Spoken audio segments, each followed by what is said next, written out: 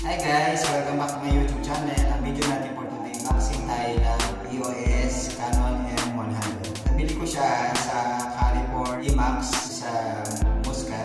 Carrefour Emax, ako nakakita ng gold na Emax Canon M100. Nabingin ako sa ibang supermarket, ibang dito sa Muscat. Wala makita na Canon M100. So kaya doon na lang ako napunta sa Carrefour Emax. Bigay ko sa inyo mamaya magkano ko nabili itong EOS M100.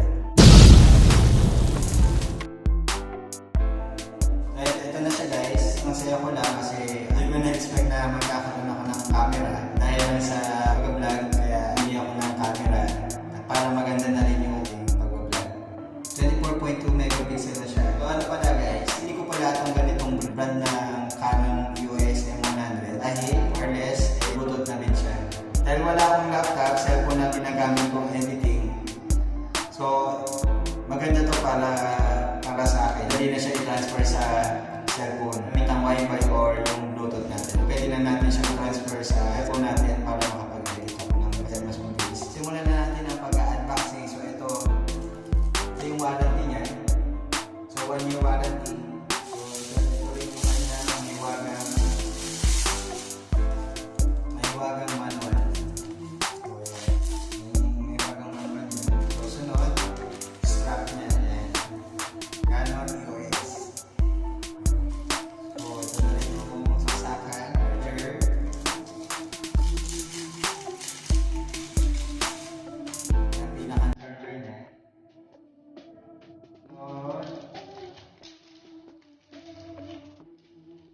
Battery niya. So ayan. So yung battery. Charger. Saka yung pinaka-battery. So syempre yung pinaka-hintay ko. Pinaka-unit niya. So ito na yun. Ito na yun guys.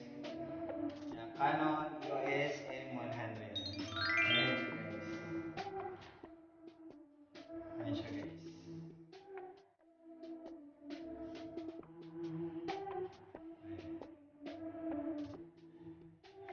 Ayan siya guys.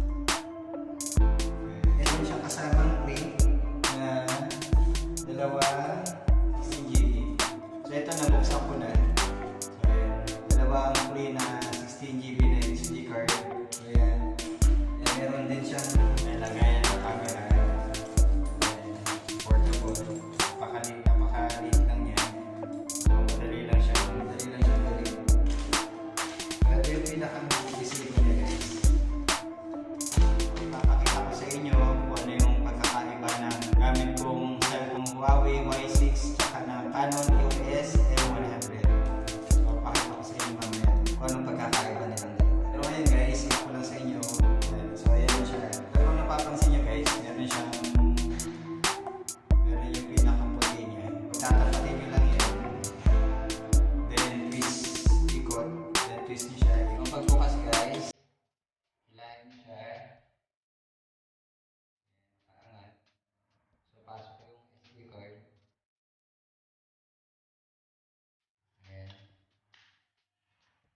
Pasok na SD card. So meron din siya ng HDMI. So dito mo siya. Ayan guys. Okay guys, ang HDMI. So dito nyo ilalagay yung SD card. Ito pala guys. Pahahabol ko lang. So sa charger ng Canon, so malalaman natin kung nagcha-charge yung Canon pag umilaw yung itong charge. So pag malalaman mo kung puno na, kung full na, so iilaw naman itong full. So ayan, madali mo lang siyang malalaman. Ayan guys. Kapit mo lang yan. Ganun lang kadali ilagay. So ngayon, susunod natin itong battery. So ilalagay natin itong battery so yung battery dito sa ilalim. So open mo lang to, hilahin mo lang. So ayun, angat mo. Then pasok. Then pasok mo lang siya. Ayan, pasok. Ayan. Yun lang kabilis guys. Ay natin buksan. Ito yung guys yung on and off niya. So yan. So guys, ito pala yung pinaka-lock niya. So pina-adjustment niya dito sa lens. Gusto mo nang mas malapit o mas malayo. So ito. So ayan siya guys. Pakita ko sa inyo. Hindi siya nagpo-focus. So ngayon, demonstrate ko lang. Pwede mo rin siya ikot. Ikot mo siya. Gusto mo siya ano, ganyan. Pwede rin ganito. Kita-kita yung mga pitak-pitak na siko. Ayan. Kita-kita yung mga pangit ko mukha. Ayan. Makikita nyo na guys yung mukha kong mga pikas-pikas dito guys. So ito guys yung ano niya, camera. Tapos pinaka-video niya. So sa camera. So ayan. Dito naman yung arrow. So ito pala guys yung pinaka-flash niya. So ayan. Ayan. Pindutin nyo lang ito. Lalabas yung flash. So ayan guys. Try natin.